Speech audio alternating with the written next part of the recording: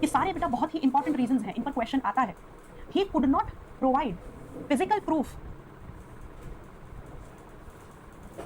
वो कोई physical proof नहीं दे पाए ऑफ एग्जिस्टेंस ऑफ फैक्टर्स,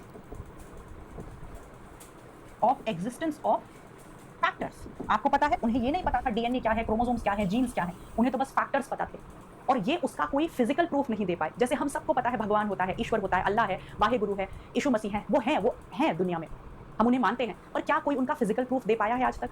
क्या भगवान है इस बात का कोई प्रूफ दे पाया है? नहीं।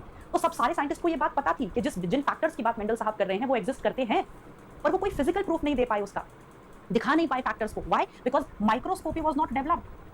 आज की तारीख में तो हम जीन्स को, डीएनए को, क्रोमोसोम्स को इलेक्ट्रॉन माइक्रोस्कोप के नीचे देख सकते हैं, लेकिन तब उस समय माइक्रोस्कोपी इतनी डेवलप नहीं थी, तो वो कोई फिजिकल प्रूफ नहीं दे पाए फैक्टर्स के होने का।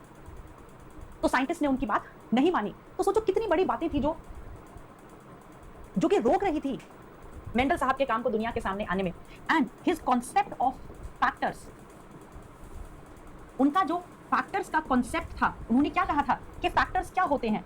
फैक्टर्स डिस्क्रीट यूनिट्स होते हैं, है ना। डिस्क्रीट यूनिट मतलब जिनकी अपनी पहचान है, अपना अस्तित्व है।